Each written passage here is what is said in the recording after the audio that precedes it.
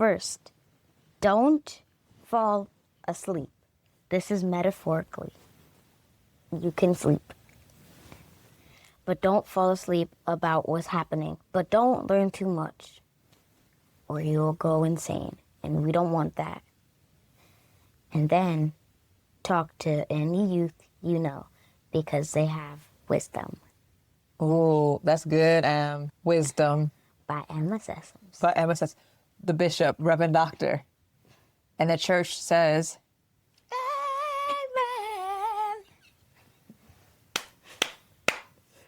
Amen. Amen, y'all. Welcome to Living in 3D Power, a space where questions matter, stories heal, and joy is our practice. I'm Dr. Amber Sessoms, and each week I sit down with my daughter Emma to talk honestly about life, identity, and the power of wonder. This season, we're guided by a sacred invitation. What would it look like if joy was our strategy, not our reward? Here, we discover truths long buried, discern paths toward freedom, and devote ourselves to living with authenticity and love. Together, across generations, we're learning that joy is not the prize at the finish line. It's the rhythm that carries us forward. Hey, it's me, Emma. Welcome back to Living in 3D Power.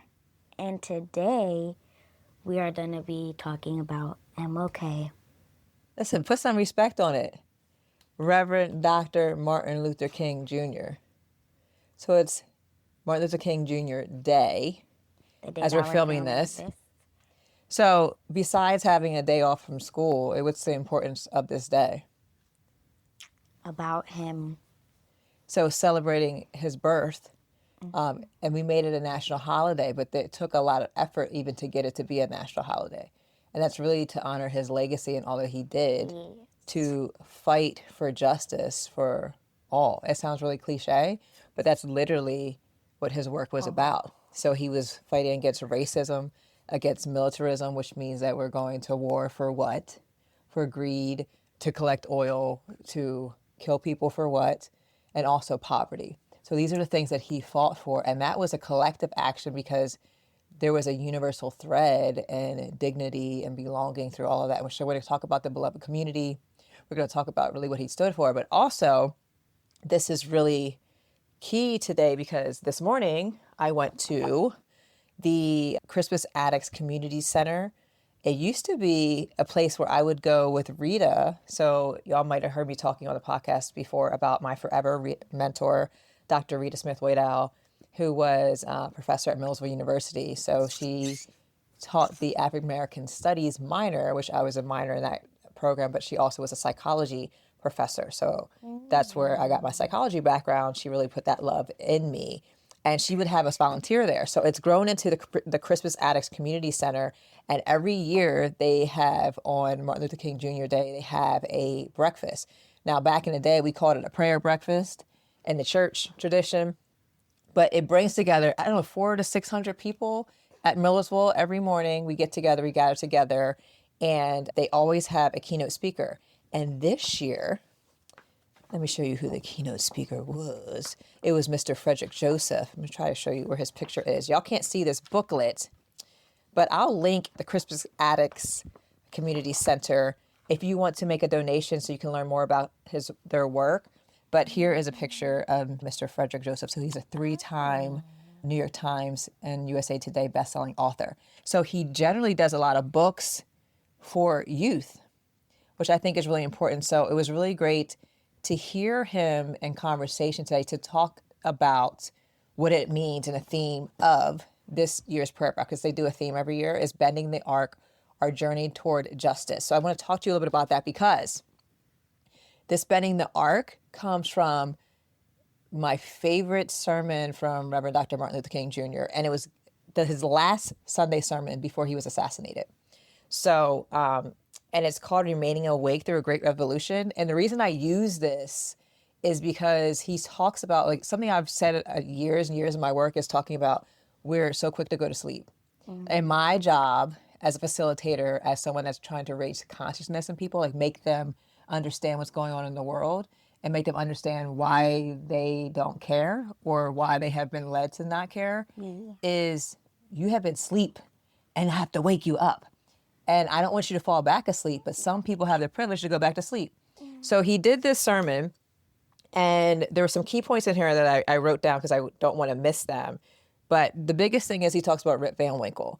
And Rip Van Winkle, this whole analogy about he goes up to the mountain, he sleeps for 20 years, he misses the whole American Revolution, wakes up, and we got a whole president. First president in the United States is George Washington. And he's like, what the heck happened in the last 20 years? I slept through the whole thing. And he uses that to show that in times back then when Martin Luther King was fighting, but also currently, there are people that are choosing to stay asleep.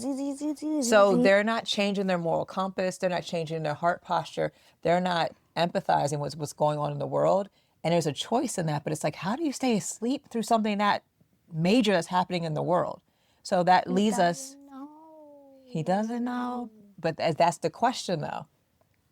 So are you saying Rip Van Winkle, he sleeps so soundly that he didn't know what was going on? A whole revolution, a whole war. Maybe it wasn't near him. He was in the mountains, sleep. Yeah, he probably couldn't hear it. So the analogy is, are there people today and what's happening today that are going up in the mountains, going to sleep? Sleeping for 20 years, 30 years, generations, and not seeing what's going on with their neighbor. So that's the thing. Right. So 2 decades, 20 years. So that's the whole point of what he's talking about.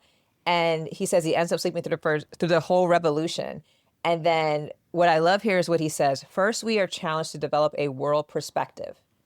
No individual can live alone. No nation can live alone. And anyone who feels that he can live alone is sleeping through a revolution.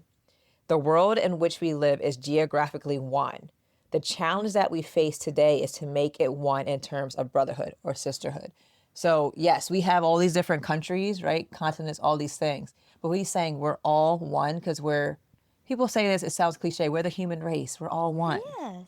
Which is true in theory, but we can't We're all human.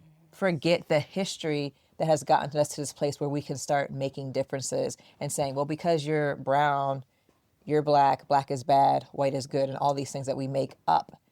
So if we got back to the origin of how we were created, yes, that is true. But society and the lies that we have been led to believe make us distinct and different and make us not be neighborly and loving. So what he's saying is he's contesting that and saying, like, wake up, y'all.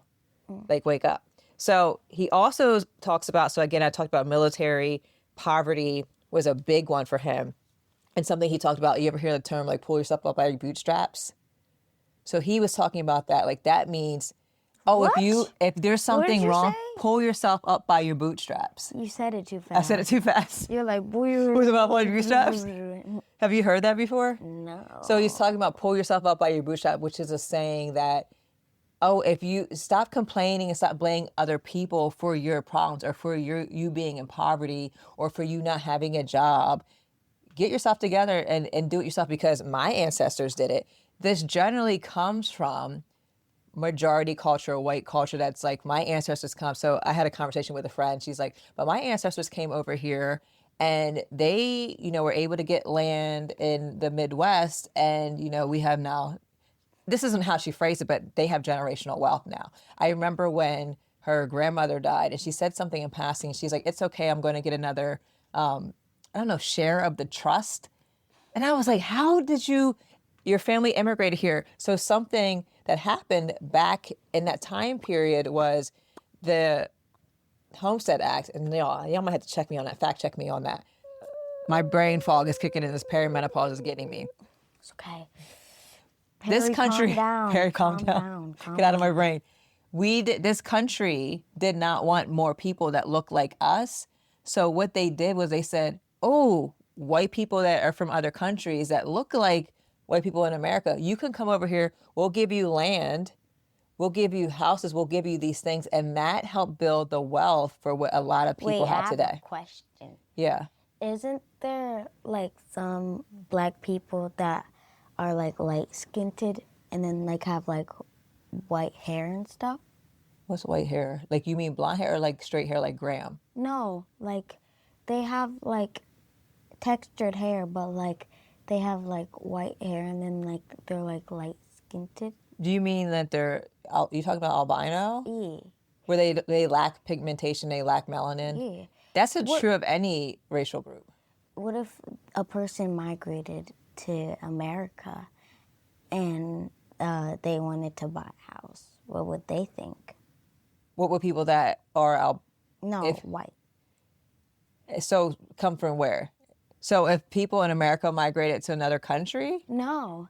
If someone with our albino migrated to America, what would the white people think?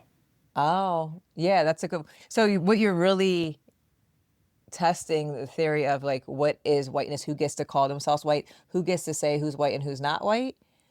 That's a really interesting point because it actually reminds me of something, and I don't want to go too far down a rabbit hole, but I remember being in school and someone called Rachel Dolezal. Y'all might remember her, y'all, if you're listening. Rachel Dolezal was a white woman who had, I want to say she had a break, like a psychotic break. So her parents adopted, I want to say black boys. And I think herself, she ended up having black sons. But something happened when they brought these black boys into their house where she started believing that she was white. I think she was trying to connect with them. And so what Rachel Dolezal did, she portrayed herself. I think she lived in Seattle, Washington or something like that, where daddy goes out to work. And she would tan her skin and put self-tanner on. And she put this kinky hair in her hair. And then she became black. And so this whole theory and conversation started coming up where they were talking about people that are transgender, and that was starting to be a popular conversation and what's transgender and people not understanding that. And then people started saying, well, she's transracial. If you can pick which gender, you can pick what race you are. And it started this whole conversation. I remember being so upset about it because I was like, she literally tanned her skin and put kinky hair in, and she got the ability to call herself black. Well, that's not true, though. Just because you look like it doesn't mean you are it. Well, what makes you black then? So what makes you black? Your skin color? Yes. If the skin color that you were born in is black, then you are black. So then use grandma as an example. She's Mexican. Well, she's black. She says she's black. So part of it is it's the culture you go up in. So there's something that Nicole Hannah-Jones, that book you have, We Were Born on the Water, we are from the continent of Africa. We don't know what country we come from, probably Western, because that's where they would come and they would steal us and bring us through the Middle Passage on the slave ships and bring us to America. And so we are a culture that says we were born on the water because we were taken from our homelands. We had different languages and we had to learn to become a new people over on these shores. So this idea that you get to pick and choose isn't necessarily true for us. We had to choose like African American as our culture. So because yes, we have the skin color, but there are Asian people that have brown skin like us. There are Indian people that have skin like us or even darker hues. And they're not black, but we are black African American because of the culture and because of the shared experience, because we came from the Middle Passage and because we were enslaved. And that's why we are the culture that we are. It's not something we pick. So that got far off the track, but Rachel Dolezal was like, I'm going to be black today because I'm going to dye my hair. And so I'm going to put this kinky texture in my hair. So there's this thing that we have to be able to pick and choose what we are as a culture. And I had to be able to tell what you are by what you look like. And if I can't tell what you are, then I'm scared. And that was a thing about the British and the Tea Party and all that stuff that came up where people were freaking out because they had these racially ambiguous babies. So going back to your original point, if I have lighter skin or straight hair, what even are you? So people that are mixed race have that issue a lot. I remember I had a student that one day he came to my office and he was so gleeful and he was so happy because he's like, someone knew that I was black. I remember Avon was so happy because never in his life, and he was a senior or a junior at that time in high school, had ever thought that he was anything but white. And he was so happy that he felt so fully seen because people were like, what even are you?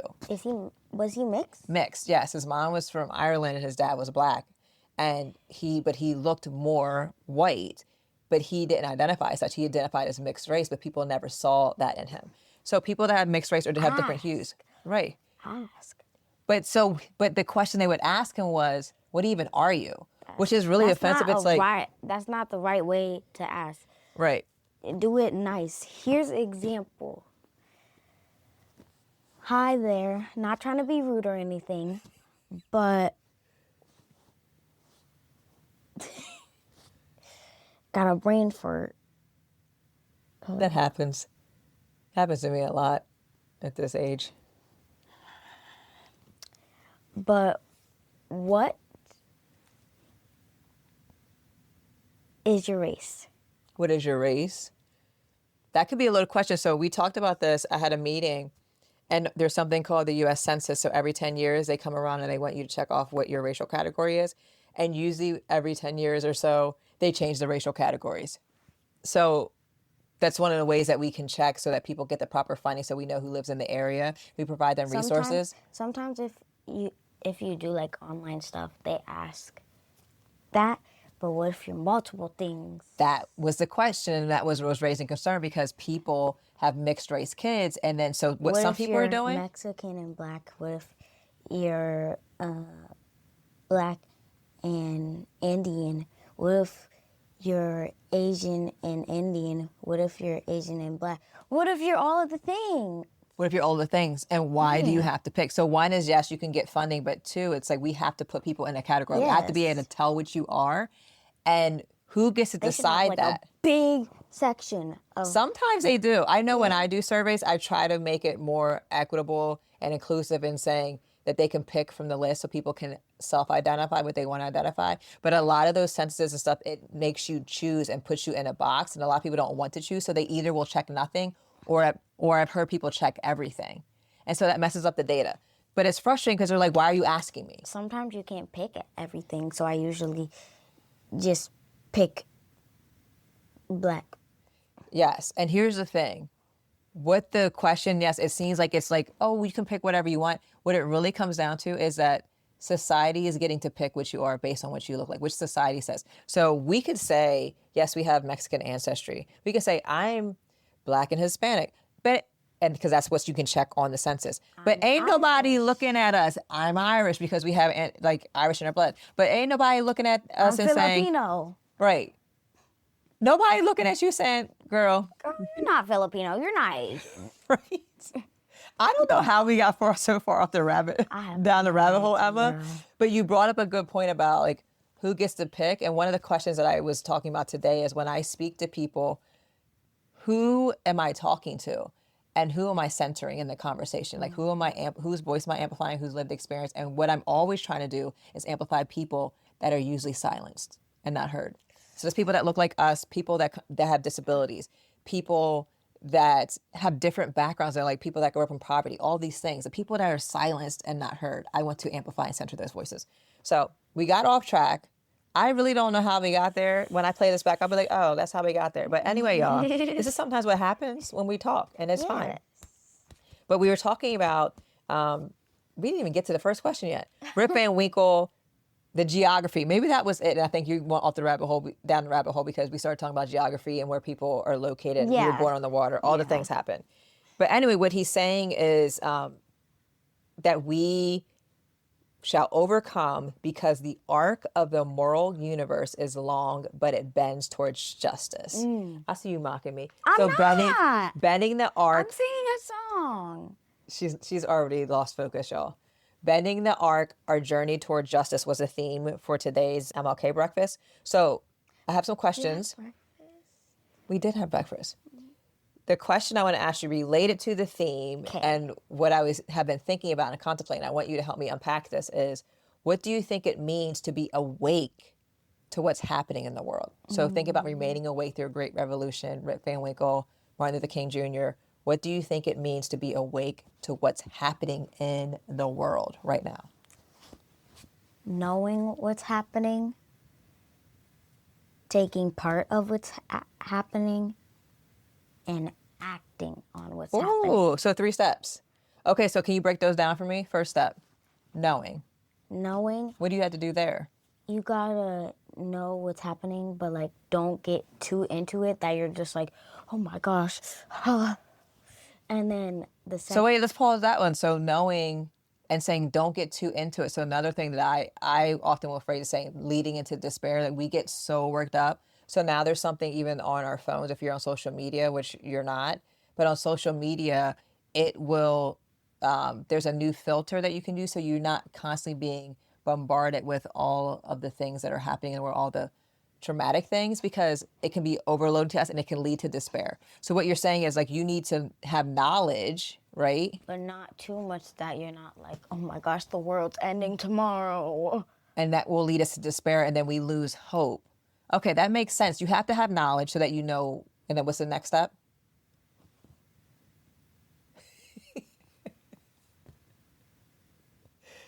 Girl, you're usually on. It's usually my brain that's foggy. What's happening? Oh my. No, knowing. The last part was acting. What's the middle one? Taking part. Taking part. Okay, break that down. Taking part. Wait, it's kind of like acting though. Okay. So you're kind of like talking about the 3D Power Tools framework a little bit. So that you first have to break down like what's the truth, what's the lie, you got to know for yourself. So get that knowledge. The second part of that framework is discernment. So really looking at what are your values, what do you believe in, and working towards that. So what do we need to filter the truth into? We filter it through the truth of our values. So for Reverend Dr. Martin Luther King, that was love and developing the beloved community. I still don't remember. It's okay. But you're talking about knowledge, and then knowledge is helping you to move to actions. And something I said today, we had a post talk, and what I said is we think so much of the work is learning. So 2020 was like we had the most recent racial reckoning. So after George Floyd, Breonna Taylor, Ahmaud Arbery were heinously murdered, and because we were during COVID, people didn't have any choice but to watch the news. So they, for the first time, particularly white people and people across the globe, were like, oh my gosh, racism in America is a problem. It's bad. We need to do something about it. And people globally came together to protest what was happening and saying Black Lives Matter and let's do better. Yeah, it's bad in America. Yeah, but it's global, and it, you know, and we just really, American society really made it work for them, and they abused Black bodies for capitalism and for power and wealth. And that was a distinction. But at any rate, so, and thinking about, see now we are both having like brain fart issues here. I don't know what's going on. Puberty. Not puberty, perimenopause. But so, and thinking about this shift and going from knowing and learning. So 2020 was like, please teach me all the ways. And rarely people got to action. And what you still see today is rarely people are getting to action. So that's your last phase saying, what do you have to do to act? So you learned the thing. You learned what was right and wrong. Hey, wait, I'm trying to remember the second one. It's okay. Move to the third one. Move to action. So what's action? Action. Wait, I remember the second one now. Okay. Taking part. I think. That's what you said before, taking part. So what does that mean? Let's just say that. Okay, so what does that mean? That means like doing stuff that is good for society and like the earth and stuff. Yeah, yeah. And so what would act be, that last part? It would be, acting would be like if you see something unjust happening like racism, you stick up for the person. So I think there's twofold things. So, and this is what we talk about in the work, is like you can be proactive and you can be reactive. So you're talking about, Yes, we learned about that in Leader Me, proactive. so teach the people. Being proactive is like doing the right thing, kind of, and like doing what you're supposed to do. Okay. And then being reactive is like overreacting and like getting upset and stuff, I think. Reactive? Yeah, so reactive is like so this is George Floyd, Breonna Taylor, and Martin Arbery. This is 2020. Reactive is like, oh my gosh, the world is on fire. Like, we look bad as Americans. We have to do something. I don't want to be known as a racist person or a racist organization, so we're going to put out a statement to show that we have solidarity with Black people. But what is all the work you did leading up to that? So a lot of these organizations put out statements, and the organization I was working out for at the time put out a statement. And you know what the statement had to do with? It had to do with the night that Martin Luther King Jr. was assassinated. Robert Kennedy put out this statement because what they were trying to do, what they knew was going to happen is that particularly the Black community was going to like be upended, come apart, because how dare you kill our leader? And so there was rioting that happened. People were burning, but they were so upset that that happened. So he released a statement being like, you know, be peaceful and like nonviolent, like he wanted. So here's the statement that I had at the organization I was working at. The superintendent put out a statement quoting Robert Kennedy on the night that Reverend Dr. Martin Luther King Jr. was assassinated. And when I tell you, I was upset at that statement because I was like, how dare you put out that statement in this moment? And so many people that I work with that look like me were so upset because no one ever saw the pain that we were going through as Black people, as Black educators. Like, be calm. Be calm. But they couldn't understand the pain because, again, we talk about going back to our culture and what makes us Black. Make sure they can see your face. What makes us Black is that we have a shared experience, and some of that is rooted in trauma. But from that, we still have joy. We cultivate joy and love. So when someone in our community is murdered in that way, because it's happened historically, there's a through line to that, we take it differently. It's not just like, oh, well, you know, that was so sad that happened to someone, right? There's a through line. Think about Emmett Till and think about all those things. So people miss that. So I think about this remaining awake. It's that these people were waking up, but they were being reactive to what was happening, but there was no systems in place for them to be proactive before it actually happened. So here we are now, present day. We've swung the other direction, going back to being like, now we're in Trump era. Some people are calling it the Trump effect, right? Where we're in this era when I have to drive to the next town over and I go through a town where there's a sign that says, thank you, ICE. Trump was right about everything. Life-size cutout of Trump. There's all these things. One time I saw a cutout of Trump in a car, like a truck. Mm-hmm. So there's these messages that are showing that people are so divided and still going to align with someone that purposely and intently wants to harm people that don't look like them.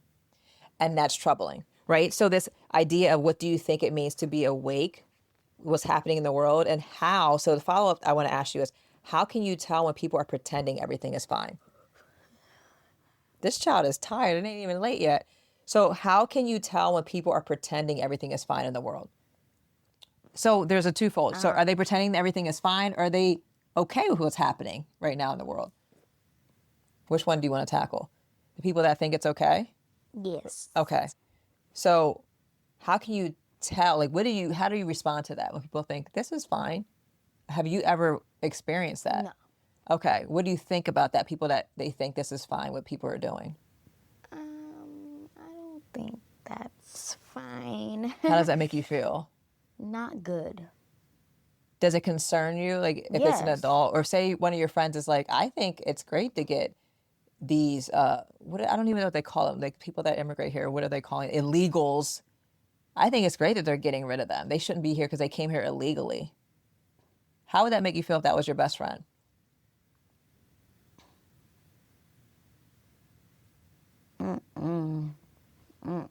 Would you have a response to that? Yes. What would your I'd response like, be? I don't think that's okay because they're taking away innocent people who did nothing, taken away for no reason. The reason is because they came here illegally and they needed to go through the correct process, Emma. They're illegal. This is America. There's a process. But think about it. These are the things that I've had to facilitate. What process? There's literally a process that you have to do to come. See, this is what he goes back to. Martin Luther King is going back to. This, we are one race, the human race, or this is a brotherhood, sisterhood, that we have all these barriers, but why do we have to have all of these processes? So yes, there are laws. If you want to come to America, just come. Like, it shouldn't be that hard. But there are rules. So this has been a long-standing thing with thinking about even when President Obama was president, people were saying, like, end it. You're the president. He's like, I don't have the power to do that. But collectively, we can do that. So that's the work. So let's move like towards the collective part of it. Okay. So like the second part I want to talk about is. I didn't finish it. Oh, okay. What else? I wouldn't be friends with that person and I would never talk to them again. Why is that? Because if you think that that's okay, then if I get bullied, you might think that's okay. Okay, so if you have a mindset where you think people... Oh, yeah, that's okay. Do you think they're thinking it's... Okay, is there because you find similarity in the people that are being harmed, or just because you think that mindset leads them to think that it's something... The mindset. So, I mean, I think that's a really good point. So what you're really saying, too, is I don't want to be in community to be friends with people. Girl, the yawns, though. I don't want to be in community with people that don't have the same values as me. Boring. Okay. Boring. What you're saying is I don't want to be in community with people that don't have the same values as me. I don't want to be friends with you. I don't want to be in my circle. So that came out of 2020. You could see a lot of people blocking people saying, I don't want to be friends with you. That's happening now with the current administration. People are saying, I don't want to be friends with you. People are getting divorced. All the things are happening because this has brought to surface people's truths and what they believe in and the lies that they want to continue to hold. And some people are making finally a choice of saying, I can no longer participate in this. No. So there is some benefit to that. And one of the things that I said, I wrote a newsletter. Let me see if I have it. I don't think I put it on here, but one of the things that Pastor Trey talked about on Sunday was talking about empire. He was talking about ICE, but he talked about empire. When I think about empire, would be this current administration that is trying to take dominion and just do whatever they want to whomever they feel is different. And empire has been something to try to destroy the beloved community. We'll talk about empire being this administration. So you want to come in and just rule and do whatever you want to do. But empire, the administration, has also been a way to reveal who is truly a part of the beloved community. And what that is, Reverend Dr. Bernice King is Dr. King's daughter. She runs the King Center in Atlanta. Jojo and I actually got to walk through that and see where they have Reverend Dr. King and his wife, Coretta Scott King's statue in the spring, maybe. Yes, hopefully. But we got to see actually where they are buried, and it's a beautiful, beautiful area. And what she says about the beloved community is it's a global vision in which all people can share in the wealth of the earth. So remember, like he talks about poverty. That is one of the sins of this nation. Like, why are people starving for food? Why are kids going to bed hungry? In the beloved community, poverty, hunger, and homelessness will not be tolerated because international standards of human decency will not allow it. So we're talking about dignity. That's something that you value deeply and that really harmed you. Like when you were just with Uncle Mel and Aunt Misa and you wanted to give that man all your money or a lot of your money. And they were like, your daughter's trying to roll down a car window. I mean, I said that's one of her values. And that's one of the things that really is a pain point for her, which she doesn't like to see people that are struggling. Get a snack. Right. So what I think is what you see is people, regardless of circumstance, their basic fundamental human right is dignity. And so that's what he was talking about. And also what they talk about beloved community is interpersonal, group, or international conflict. So we're not saying beloved, oh my gosh, we're never going to have issues. We're never going to disagree. She's saying we can work through the disagreement and unity and love because the foundation of that is love. So the question I want to ask you is, when people say they care about fairness or kindness, but their actions don't match, how does that feel to you? So fairness and kindness are two of your values. So when people say that, but their actions don't line up, how does that feel? You're lying. Ooh, and we know that you don't like lying. What do you do with that? You need to fix your actions. Fix your actions?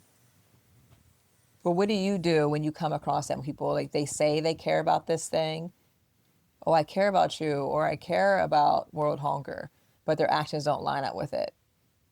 So thinking about the administration, thinking about maybe at school, how do you make sense out of that? At school?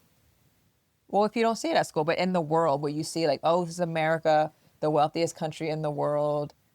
You know, you talk about this during all the money that we spend on football games. And you're like, we could use that money to solve world hunger. How do you, as an 11-year-old who cares so deeply about people being dehumanized and going to bed hungry, how do you process that when we have so much money, but we would rather spend it on this instead of focusing on helping people? I don't even know why money's a thing. You don't know why money's a thing. Why do you think money's a thing? I really don't know. Well, money there's power that's attached to money in this country. Gold. Yeah, you think about the gold, right? But like capitalism is really built on this idea of the more money I have, the more power I have, and the more power I have, I can manipulate and control things in my favor. So wealth is attached to empire, is attached to I can control There's things. people who have billions and millions of dollars, but they just use it to buy fancy stuff. Yeah. And that's frustrating. So, and that goes back to Reverend Dr. Martin Luther King and how he's like, that was some of the things that he said back in the 60s. He's like, there's so much wealth, and yet we're spending it on war. We could use that money that we're spending on nukes and bombs to feed children.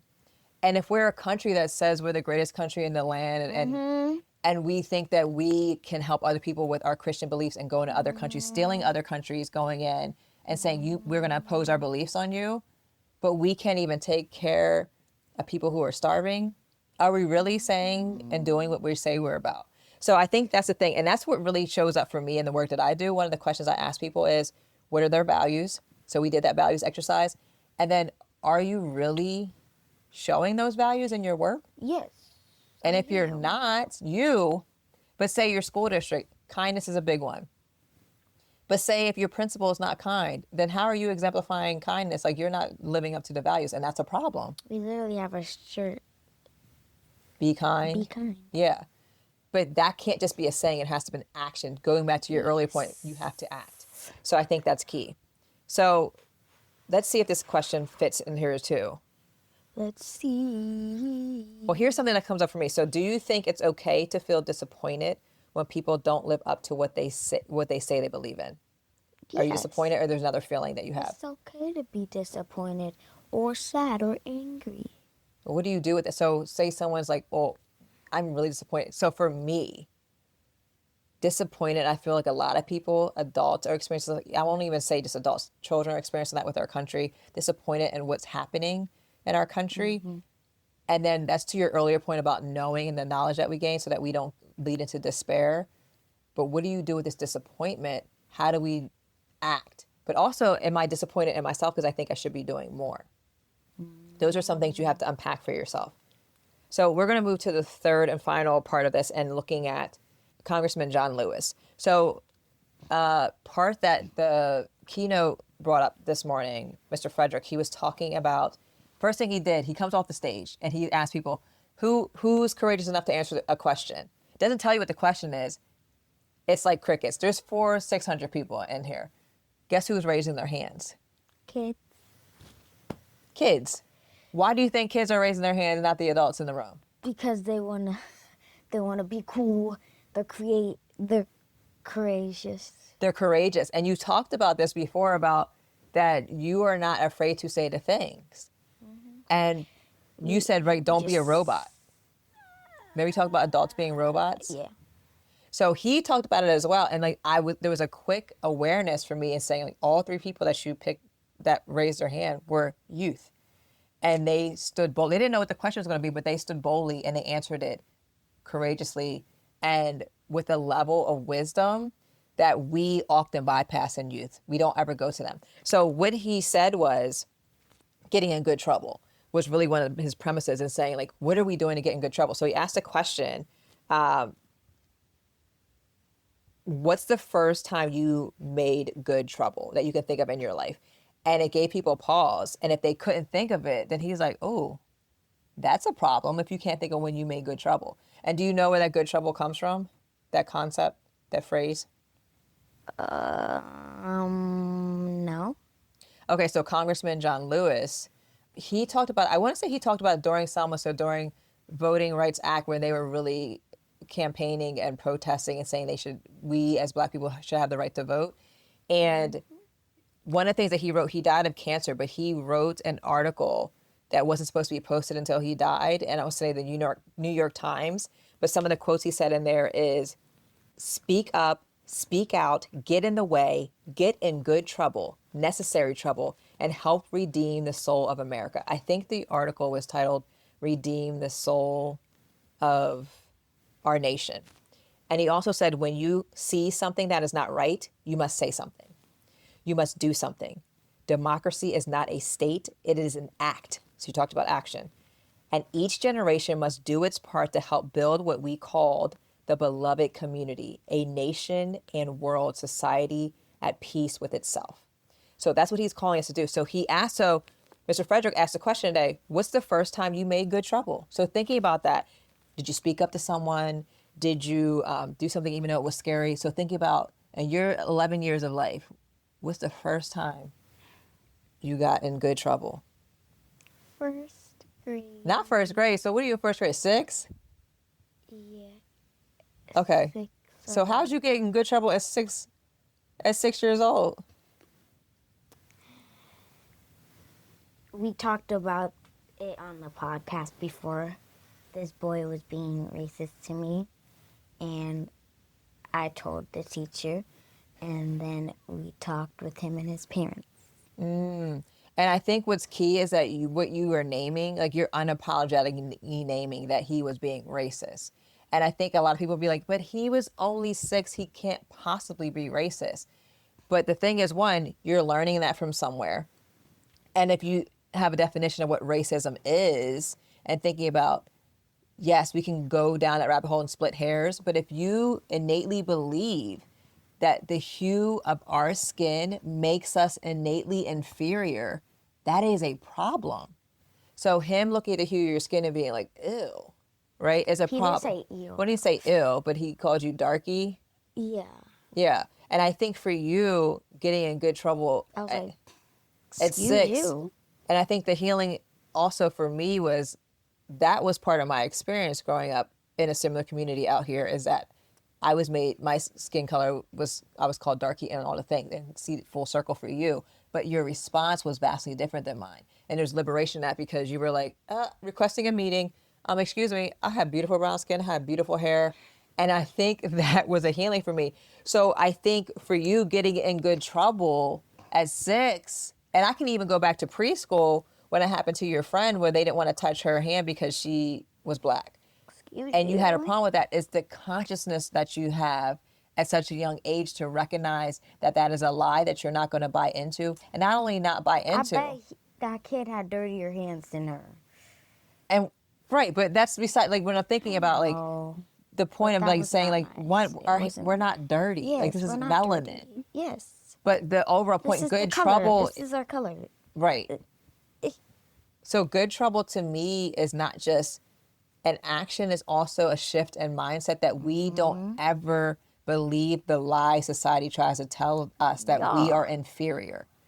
So my job is to make sure that I instill that in you. And so part of the thing that we talked about today, when I was talking earlier with the group, was we as adults think that we have to play the game.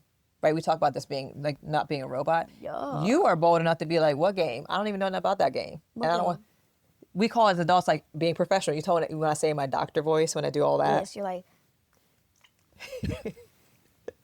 But you don't have that. Yeah. And so my goal and what my hope and prayer is that you don't learn it, so that you don't have to unlearn it like we are unlearning it. And the quickest way that adults can unlearn that is to be close proximity to youth, which is why I love talking to you, because you keep me authentic. You reclaimed that girl in me that was bold and outgoing and self-assured before the world told I'm me not to never be. gonna change because when I look in my future, I want to do like fun jobs that I actually like. Yeah. And I think because you're getting closer to what makes you come alive, what your values are, there's going to be a clearer path for you. So that you're not trying to figure out and wonder what it is. Dancing and singing. Yeah, and I think that's also what came up today. Someone asked a question to the author, and that's kind of what his response was, thinking about, he didn't necessarily say reclaiming youth, but thinking about to what you've always loved. There's a core part, a root part of something that you always love. It might not be for him, it's writing, but it could show up in another medium or another aspect. So if you're creative, so what the root of it is that you love is that your thing is like really helping people. I see that in you innately. For me, what makes me come alive most when that spark comes out of people's heads where they're like, oh my God, I'm thinking back to my childhood or thinking back to that thing. And I realize that the truth of the story of who I am. Those are the things that make me come alive.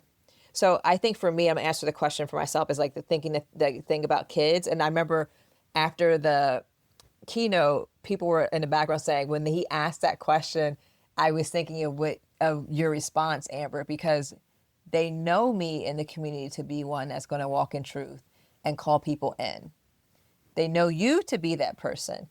So for me, I can remember being really young like you and thinking how I did that in my own family, right? Doing that with my own mother who was in and out of my life and how I had to speak truth to what I was experiencing. Those are the kind of ways that we can disrupt and be courageous. But also staying awake. So going back to Reverend King again, so maybe staying awake isn't about learning something new. I think about, okay, I'm not learning something. I'm trying to remember who I was before the world told me what I shouldn't be. You are representing that day in and day out. So I think that is what I want to leave us with and thinking about what I think I asked you last week or the week before. It's like kids are going to tell the truth. So the more we lean and be in community with youth and really honor the wisdom that you have, we are unlearning something. I remember leading a group and we did a storytelling exercise, and the adults, when we got back to the room to unpack it, she said, we need to have the same level of courage these kids had to tell the truth. How old were they? High school. And these teachers were like, Those are kids to you? yes, they're kids. All right. Legally, yes, they're still kids.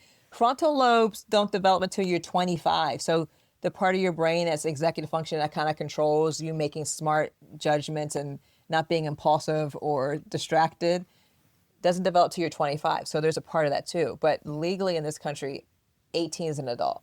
Yes. Right. So these are still high school students. Like Maya is 16. She's in high school. She's not an old adult. compared to me. Well, she's compared to you, but she's still a kid. So so I think that's my thing. If there's an action, it's that how do we be in closer proximity to youth and really honor the wisdom you have and unlearn the crap that tells us to keep sleeping. So what do you think from our conversation today, thinking about Reverend Dr. Martin Luther King Jr. Day, Rip Van Winkle remaining awake, thinking about the beloved community, and thinking about good trouble? Putting that all together, do you have some chicken nugget wisdom to leave us with? Do you have a benediction, Reverend Doctor Emma Sessoms? So the church can say amen and amen and amen. Okay, got it. First, don't fall asleep. This is metaphorically. You can sleep. But don't fall asleep about what's happening. But don't learn too much, or you'll go insane. And we don't want that. And then talk to any youth you know, because they have wisdom. Ooh, that's good. Wisdom. By Emma Sessoms. But Emma says, the bishop, Reverend Doctor. And the church says,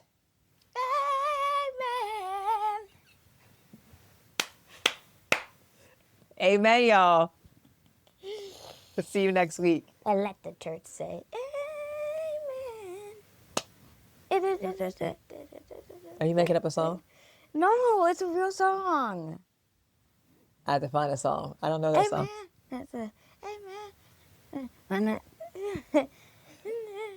I don't think you're getting it quite right, but I'm with you. Amen. I'm so glad you joined me and Mommy for this episode of Living in 3D Power. I hope you like it. Now do me a favor before you leave. Subscribe to our Substack and make sure you subscribe to wherever you listen to podcasts too. And hey, do me another favor. Share this episode with a friend or family member. If something we said made you laugh, made you smile, or it might mean something to them, just send it away. Okay, one more favor. That's a lot of favors, I know. Head over to the comments on our social media. Tell us what made you say, "That's deep, bro." Because your words encourage other people and they encourage us too. See you next time. Bye.